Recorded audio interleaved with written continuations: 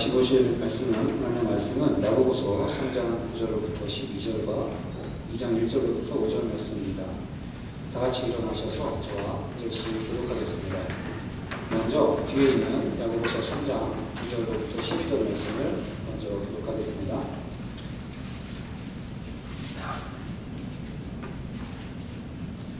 이것으로 우리가 주 아버지를 찬송하고 또 이것으로 하나님의 형상대로 지음을 받은 사람을 저주하나니 하나님께서 찬송받아 보다가 얻는다. 내 형제라 이것이 마땅하지 아니하냐. 샘이 한 구멍으로 어찌 단물과 쓴물을 내겠느냐. 내 형제라 진리와 바람과 강한 열매를 포도나무와 너와 내겠느냐. 이와 같이 짠물이 단물을 내지 못하느니라. 그 다음에 앞장으로 넘기셔서 2장 1절부터 5절까지 말씀을 기록하겠습니다. 2장 1절부터 5절입니다. 내 형제들아, 영광의 주 곧 우리 주 예수 그리스도에 대한 믿음을 너희가 가졌으니 사람을 차별하여 대하지 말라. 만일 너희 땅에 금바락지를 끼고 아름다운 옷을 입은 사람이 들어오고 또 아름다운 옷을 입은 가난한 사람이 들어오되 너희가 아름다운 옷을 입은 자를 눈여겨보고 말하되 여기 좋은 자리에 앉으소서 하고 또 가난한 자에게 말하되 너는 거기 서 있든지 내 발등상 아래에 앉으라 하면 너희들이 서로 차별하며 한 사람으로 판단하는 자가 되는 것이 아니냐. 함께 읽겠습니다. 내 사랑하는 형제들아 들을지어다. 하나님이 세상에서 가난한 자를 택하사 믿음에 부요하게 하시고 또 자기를 사랑하는 자들에게 약속하신 나라를 상속으로 받게 하지 아니하셨느냐. 아멘. 앉으시겠습니다.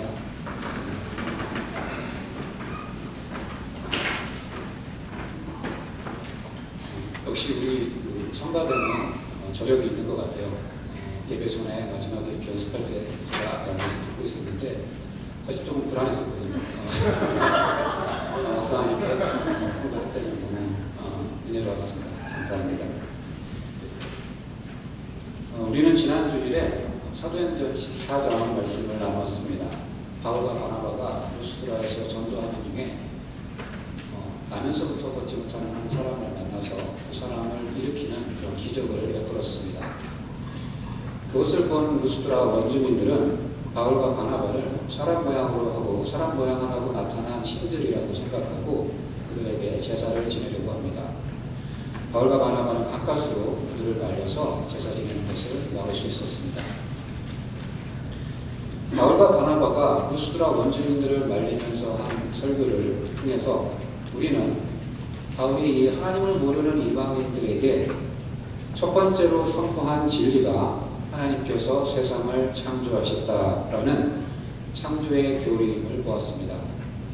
저는 오늘 여기서부터 설교를 이어가려고 합니다. 우리가 예수를 믿는다는 것은 그 안에 하나님이 우주 만물을 창조하셨다는 믿음을 포함한다는데 이의를 제기할 크리스찬은 하나도 없을 것입니다. 대한민국 헌법이 대한민국은 민주공화국이다라고 시작한다면 사도신경은 전능하사 천지를 지으신 천지를 만드신 하나님 아버지를 내가 믿사오며 라고 시작합니다. 그만큼 창조주 하나님의 교리는 우리 신앙의 대전제입니다. 그런데 그 교리를 믿는다는 것이 우리의 일상, 특별히 우리 이웃과의 관계에 있어 어떤 적용점을 가지는지에 대해서는 우리가 좀처럼 고민하지 않는 것 같습니다. 창조주 하나님을 믿는다는 것은 너무나 고상하고 추상적이어서 내 오늘의 삶과는 좀처럼 접속되지 않는 것이 우리의 현실인 것 같습니다. 그런데 오늘 우리가 본 야고보서의 저자 야고보가 자기 편지에서 바로 그러한 작업을 하고 있습니다. 창조주 하나님의 교리가 우리 일상의 윤리와 어떻게 접목되어야 하는지 그 한 예를 우리에게 보여줍니다. 야고보서 3장 9절과 10절을 다시 한번 같이 읽어보겠습니다. 이것으로 우리가 주 아버지를 찬송하고 또 이것으로 하나님의 형상대로 지음을 받은 사람을 저주하나니 한 입에서 찬송과 저주가 나오나보다 내 형제들아 이것이 마땅하지 아니하니라. 처음에 나오는 이것은 혀를 가리킵니다. 혀로 하나님 아버지를 찬송하고 또 같은 혀로 사람을 저주하는 것이 마땅하지 아니하다고 말합니다. 왜 마땅하지 않은지, 왜 그리 되어서는 안 되는지 그 이유는 9절 중간에 나오는 하나님의 형상대로 지음을 받은 이라는 말에 함축되어 있습니다. 하나님을 찬송한다는 것은 하나님께 대한 믿음을 전제로 하고 있는 것이겠죠. 그리고 우리가 하나님을 믿는다고 할 때 그 믿음 안에는 그 하나님께서 태초에 천지와 만물을 지으셨고 제6일에 당신의 형상을 따라 사람을 지으셨다는 것도 포함하고 있습니다. 그런데 내가 하나님을 믿고 사랑한다고 하면서, 그래서 하나님을 찬송하면서 그 내가 믿고 사랑하고 찬송하는 그분이 당신의 형상을 따라 만드신 당신의 자녀들을 저주한다고 하면 과연 내가 정말 그 하나님을 믿고 사랑한다고 할 수 있는가? 제가 정종성 목사님, 김지영 사모님을 죄송합니다 목사님, 제 예전에 다녔던 교회에서 담임 목사님께서 설교 중에 누군가를 이렇게 찝어서 얘기할 때 꼭 그 부사자 되시는 목사님들을 이렇게 얘기하면서 말씀하시더라고요. 이제 좀 제가 이해를 하겠습니다. 제가 만약에 정종성 목사님, 김지영 사모님을 주님 안에서 진심으로 사랑한다면 바로 그 두 분에게서 생명을 받아서 이 세상에 나온 그 두 분의 형상을 따라 지음받아서 두 분을 꼭 닮은 저 예완이와 루아를 제가 저주할 수 있겠습니까? 모순되지만 가능한 건가요? 가끔 아내가 저랑 똑 닮은 제 아들을 이뻐하면서 저는 그다지 이뻐해주지 않는 것을 보면 가능한 것도 같습니다. 하지만 야고보는 그렇게 말하지 않습니다. 야고보는 오히려 이렇게 이야기할 것입니다. 그것이 가능한 이유는 우리가 정종성 목사님과 김지영 사모님을 사랑하지 않기 때문이다. 네가 하나님의 형상을 따라 지음받은 사람을 저주할 수 있는 것은 네가 하나님을 믿고 사랑하지 않기 때문이다. 네가 하나님의 창조주이심을 정말로 믿는다면, 그래서 그 하나님이 당신의 형상을 따라 사람을 지으신 것을 정말로 믿는다면 어떻게 네가 아버지 하나님을 찬송하는 그 혀로 또한 그 하나님의 자녀를 저주할 수 있겠느냐? 너의 찬송이 너의 신앙을 입증하는 것이 아니라 너의 저주가 너의 불신앙을 입증하고 있으니 너는 너의 불신앙대로 행하고 있는 것이다. 정말 이것이 야고보의 논리인지 이어지는 11절과 12절을 살펴보겠습니다. 다시 한번 같이 읽어보겠습니다. 샘이 한 구멍으로 어찌 단물과 쓴물을 내겠느냐? 내 형제들아, 어찌 무화과 나무가 감람 열매를, 포도나무가 무화과를 맺겠느냐? 이와 같이 짠물이 단물을 내지 못하느니라.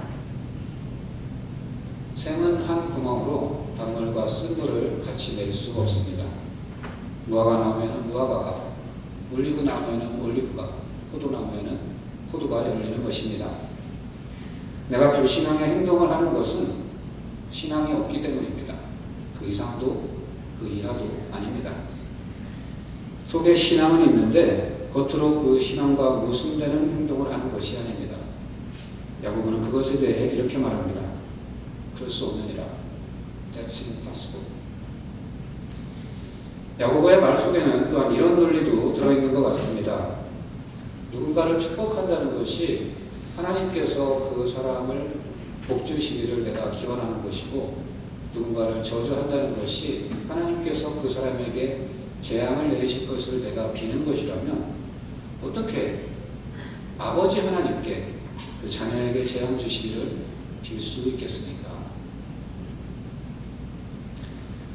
하나님이 세상을 창조하셨다는 창조의 교리는 이렇듯 그 교리의 연장선상에 있는 이마고 데이, 하나님께서 당신의 형상을 따라 사람을 지으셨다는 그 교리를 매개로 이렇듯 이웃을 향한 우리의 언어 생활을 통제합니다.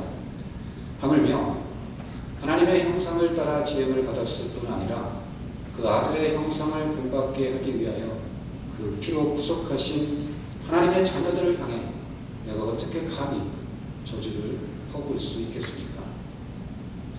예수님은 산상수훈 중에 이렇게 말씀하십니다.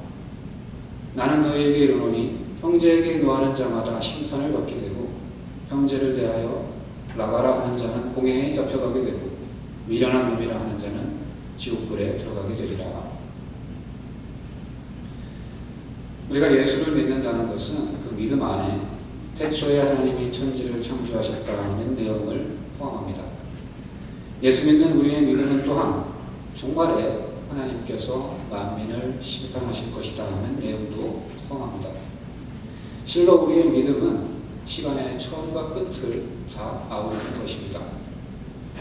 전능하사 천지를 만드신 하나님 아버지를 내가 믿사오며 라고 시작한 사도신경은 그 아들 예수 그리스도에 대한 신앙 고백의 마지막에 이렇게 말합니다. 예수 그리스도께서 저리로서 즉 하늘 보좌로부터 산자와 죽은 자를 심판하러 오시리라. 우리가 예수를 믿는다는 것은 종말, 즉 그분이 이 땅에 다시 오실 때 최후의 심판과 구원의 완성이 있을 것을 믿는 것입니다. 종말에 선한 일을 행한 자는 생명의 부활로, 악한 일을 행한 자는 심판의 부활로 나오리라 하신 주님의 말씀을 믿는 것입니다. 우리는 다시 한번 야고보서를 통해서 이 재림과 종말의 교리가 어떻게 우리의 일상, 특별히 교회 공동체 내의 관계 가운데 구체적으로 적용되어야 하는지를 살펴볼 것입니다. 야고보에 의하면 우리가 예수를 믿는다는 것은 형제를 그 빈부에 따라 차별하지 않는 것으로 나타나야 합니다. 야고보는 2장 1절에서 사람을 차별대어 하지 말라라고 일반적인 명령을 내린 후에 2절 이하에서는 그 구체적인 적용으로 성도들이 회당에 함께 모였을 때 부자는 상전처럼 깍듯이 모시고 가난한 자는 업신여기며 무시하는 것이 옳지 않다고 이야기합니다. 그런데 여기에서 중요한 전제 한 가지가 1절 상반부에 나옵니다. 1절을 같이 한번 읽어보겠습니다.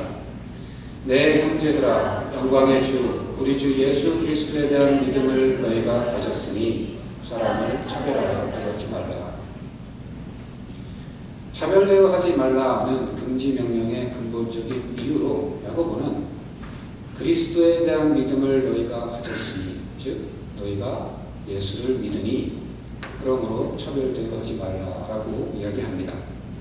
어떻게 예수 믿는 우리의 믿음이 차별대어 하지 말라는 명령의 직접적인 근거가 되는 것인지 5절에서 그 힌트가 나옵니다. 5절을 또 한번 같이 읽어보겠습니다.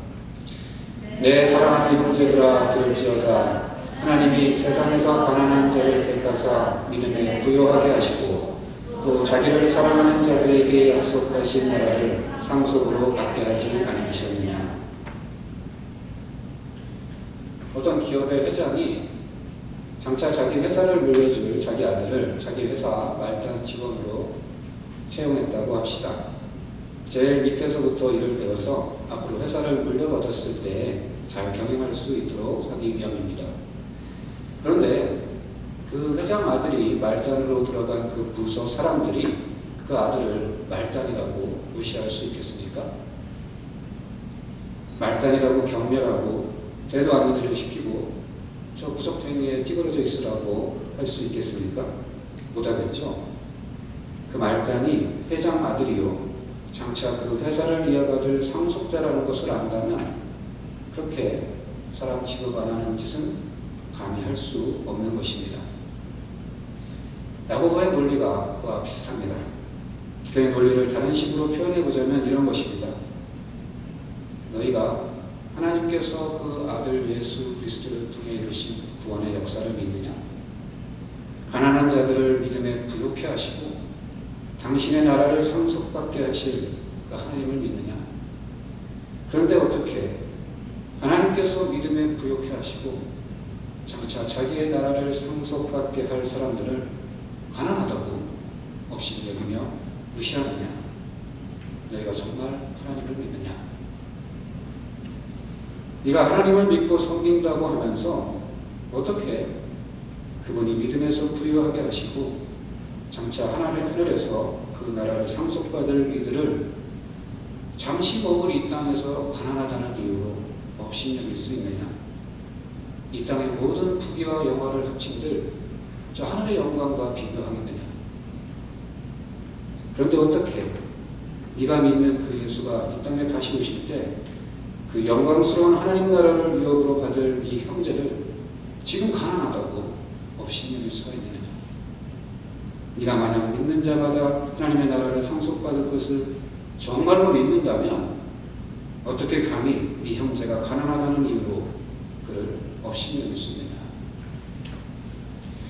야고보가 드러내놓고 한 경고와 명령은 차별하지 말라이지만 그 안에 담긴 근본적인 질문은 이것입니다. 네가 정말 예수를 믿느냐?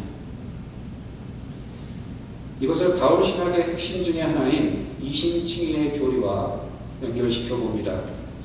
특히 로마서에서 반복적으로 선포하고 있는 이신칭의의 교리의 핵심을 둘로 요약한다면 이렇습니다.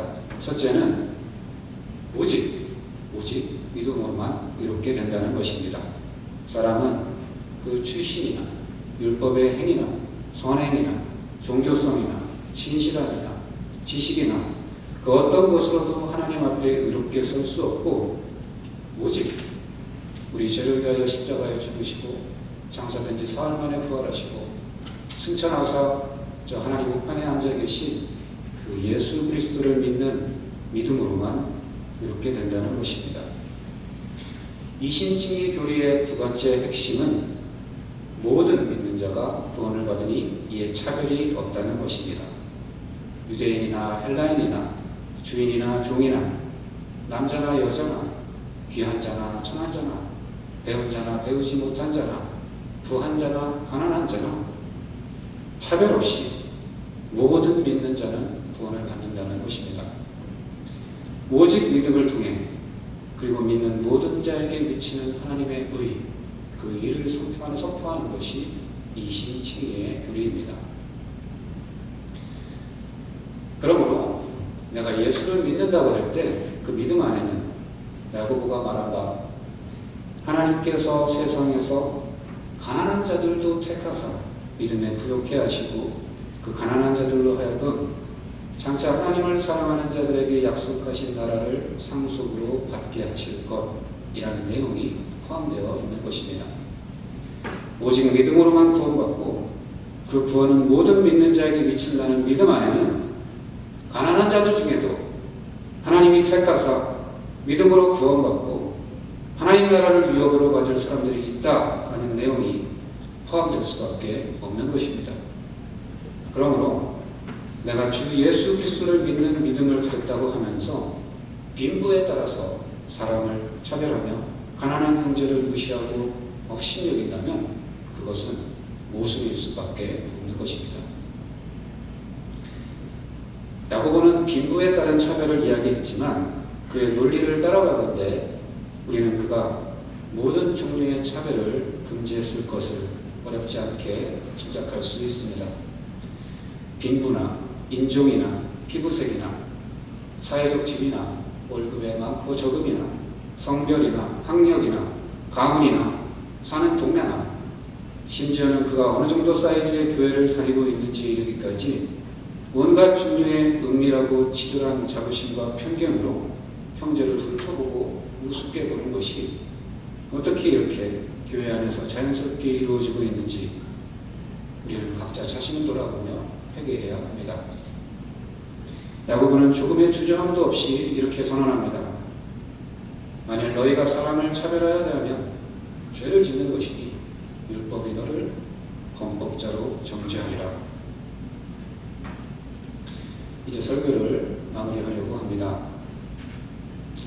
여러분들 표정이 급 밝아지시는 것 같습니다. 우리는 야고보서의 두 말씀, 하나님의 형상을 따라 지음받은 사람들, 그 사람들을 저주하는 것이 마땅하지 않다. 너희가 예수 그리스도에 대한 믿음을 가졌으니 사람을 차별하여 대우하지 말라. 이 두 말씀을 통해 우리의 믿음이 어떻게 우리의 삶, 특별히 우리 이웃과 우리 형제와의 관계를 규정해야 하는지를 살펴보았습니다. 창조주 하나님에 대한 우리의 믿음은 하나님의 형상대로 지음받은 이웃과 형제를 저주할 수 없게 만들며, 예수 그리스도에 대한 우리의 믿음은 빈부에 따라 형제를 차별해서는 안 되는 분명한 신학적인 이유가 되었습니다. 우리는 오늘 우리의 믿음이 우리의 삶 가운데 어떻게 구체적으로 드러나야 하는지 야고보서를 통해 그 두 가지 예를 보았을 뿐입니다. 우리는 살아가면서 내 믿음과 내 삶을 연결시켜 나가야 할 수많은 선택의 기로에 서게 될 것입니다. 우리가 그 모든 경우에 일일이 성경을 뒤져가며 논리를 세워나갈 수는 없을 것입니다. 하지만 적어도 깨어 기도하며 성령님의 인도를 구하고 우리의 양심에 부끄럽지 않은 길을 택하며 어두운 곳에서 은밀히 향하지 않고 빛 가운데 향하며 내 유익이 아니라 내 형제와 이웃과 공동체의 유익을 구하며 열심으로 형제 사랑하기를 힘쓴다면 우리는 깨닫지 못할지라도 어느새 믿음의 길을 가고 있는 우리 자신을 발견하게 될 것입니다. 야고보서를 통해 또 하나 우리가 깨닫게 되는 것은 믿음과 행위가 결코 모순되지 않는다는 것입니다. 불신앙은 불신앙의 행위를, 믿음은 믿음의 행위를 받습니다. 그리고 바로 그렇기 때문에 사람은 오직 믿음으로 말미암아 이렇게 된다는 말씀과 각 사람은 각각 그 행위대로 심판받으리라는 말씀이 성경의 처음부터 끝까지 그 전체를 관통하며 양립할 수 있는 것입니다. 함께 오늘 말씀을 생각하며 기도하기 원합니다. 하나님, 제가 무엇보다도 형제 사랑하기를 힘쓰게 하여 주시옵소서.